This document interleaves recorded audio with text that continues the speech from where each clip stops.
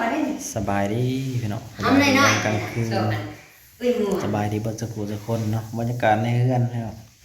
สบายดีแล้วถูก่อนงามถูงาม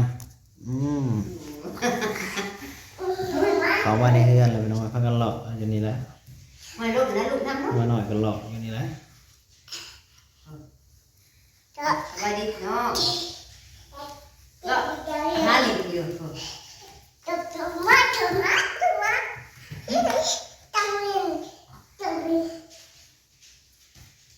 น้ำมีลูกน้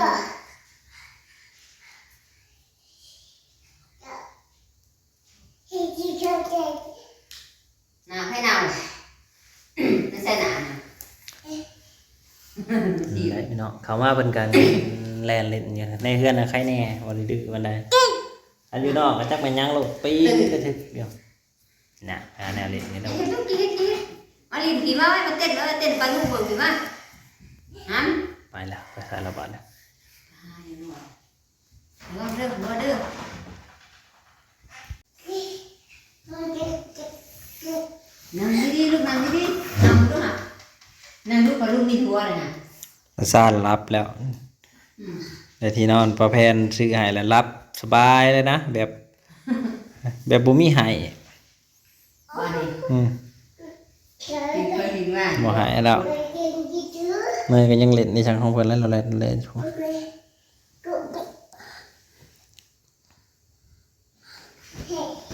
เขิน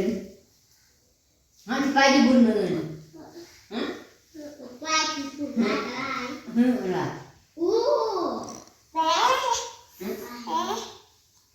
ไปยุ่งอื่นกับงานลำเรื่องไม่ได้พี่น้องเอ้ยอยู่บ้านนั่น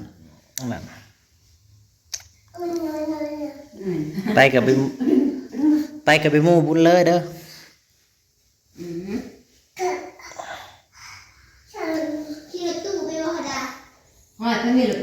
ใช้รถตู้อยู่ใช้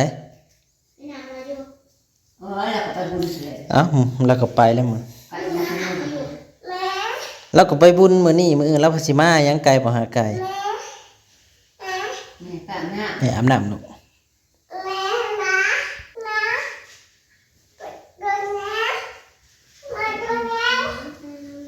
ฮะเฮ็ดได้นอนกันซากันแจไผแจมันอากาศจะเนาะเขื่อนไปหน่อยเอ้ยลมหนาว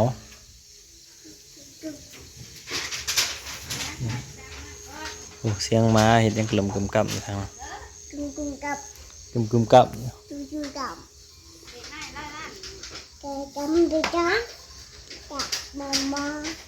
เอาปากกันนี่มันคือนอนอยู่นี้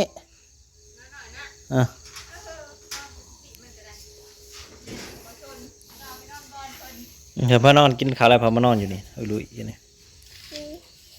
ให้แม่ไปนอนดีๆไว้นอนยังอยู่นี่นะไปฮะนอนดีๆไปขับ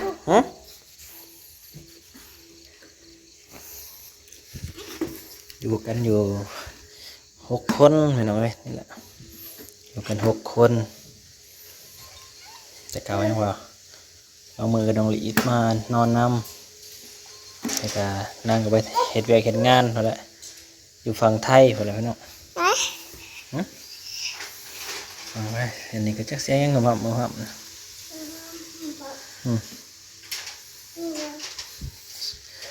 ลมหนาวพี่น้องแต่ละปีก็ต่างกันไปบางปีก็หนาวแห้งบางปีก็หนาวคอยแต่ละปีก็ต้องหนาวแต่ว่าสิแห้งหรือคอยเท่านั้นแหละสิหึงหรือบ่หึง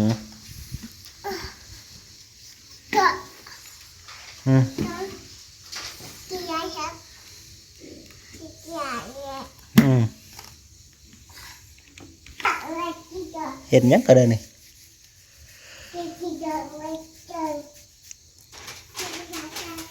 อย่าลงไปได้กับโกชิไลนะเขาในเฮือนปะกินนมปะ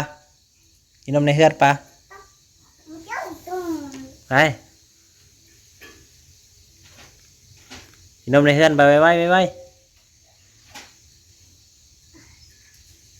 มาเด้อกินนมในเฮือนเด้อไปไขประตูเขาไขเป็นอยู่บ่ประตูนะ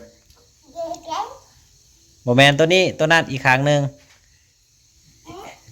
ยืดถึงนี่บ่ยืดบ่ถึง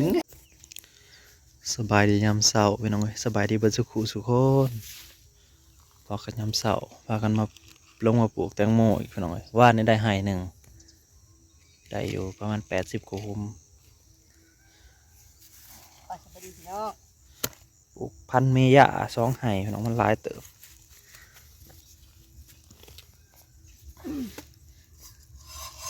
พันธุ์เมยะว่าเขาเจ้าหย่อมซีมาขัดกันเลย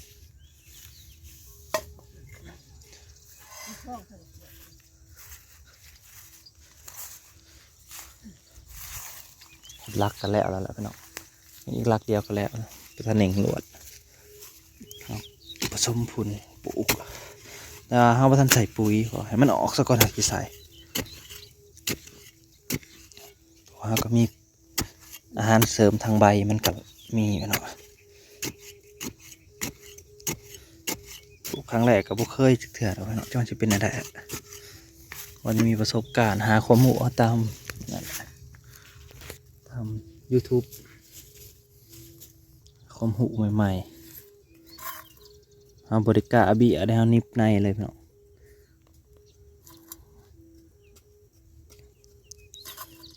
นิบในไปเลยคุ้มละหาในหลุดกันไว้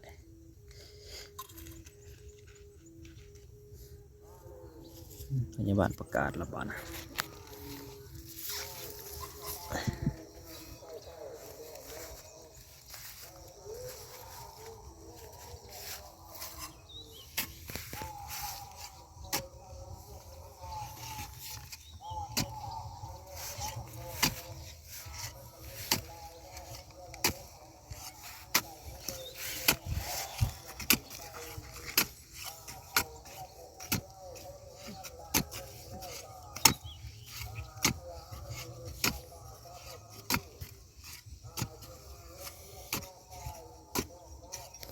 เก็บอะไรเก็บอีกเงินพนักงาน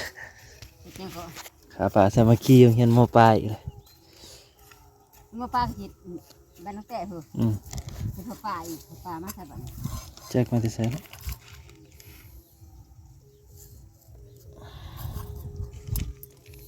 หาทุนสร้างห้องเฮียนก็เพื่อโล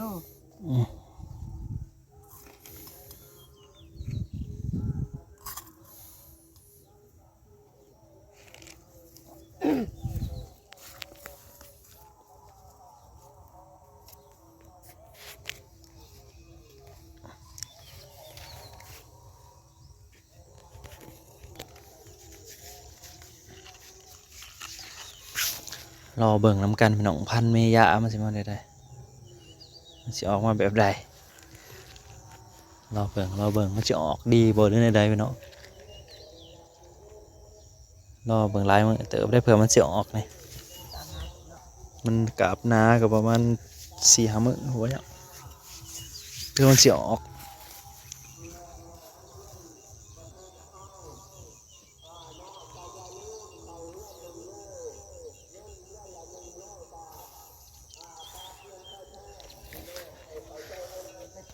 เสียงสนองวาวเทิงผาอะไรพี่น้องเลยเห็นดอกมัวกล่องห่างเลยกล่องห่างยอมหับเลยมัวไม่เห็นยัง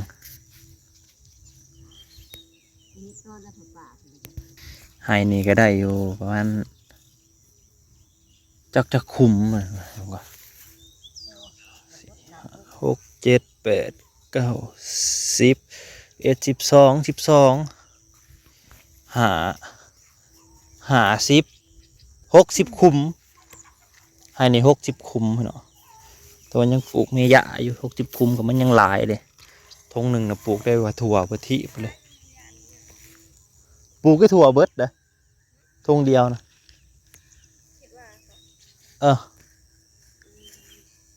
แต่ว่าสิบ่ปลูกเบิดเพราะว่าเอาไว้ยันมันบ่ออกก็ยังไม่ซ้ำมา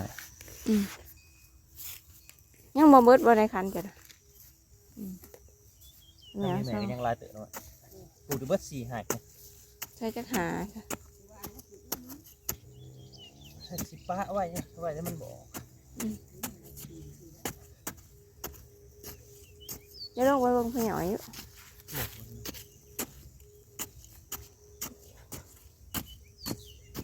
เขาสั่งทานเห็นนับไปส่งให้นะ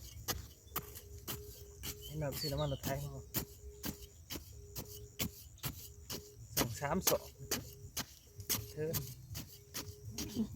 3 ศอกเจอถ้าเข้ามาอีกกัน6 ศอกสิไปส่ง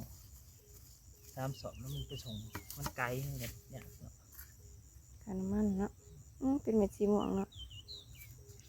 กระอบอันนั้นมันบ่ สี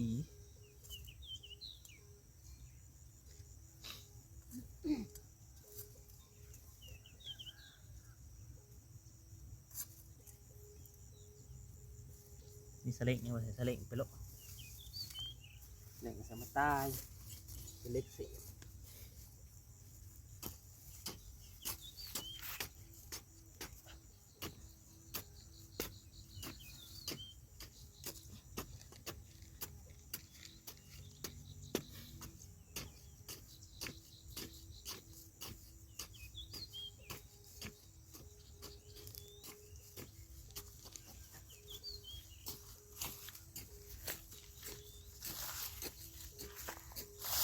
นี่พ่อแม่ปลูกหาได้บ่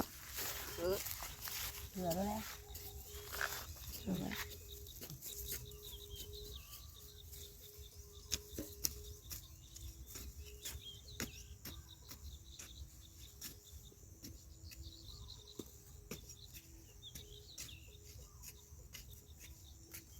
อีปุ้ย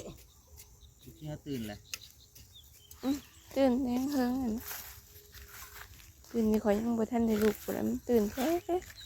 ในงานลุกพุ่น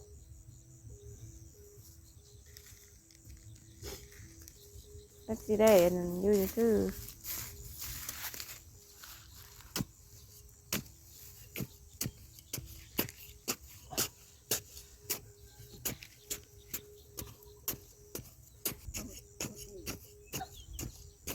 เอามาห้ำเลย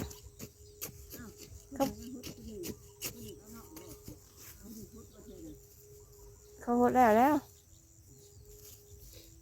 เขาปลูก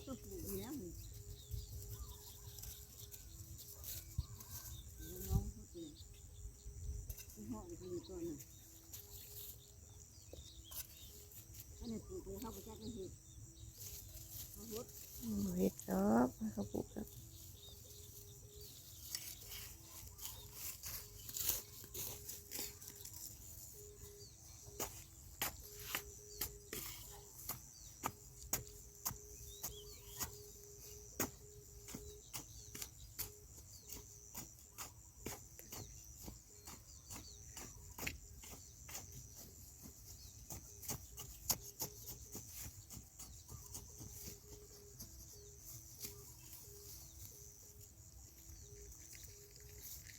แตงโม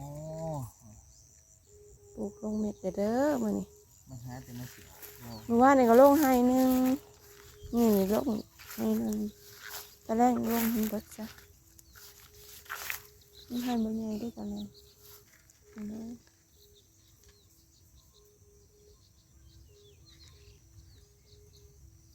อะไรจะร้ายเติบไปจ้ะจักเม็ดเนาะ ในนี่เนาะเนาะ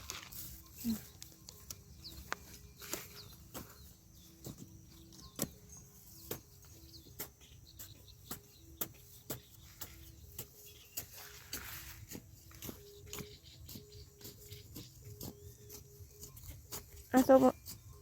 พอกันคลิปหนาเด้อปลาลุงขอบคุณหลายๆที่มาเบิ่งมาชม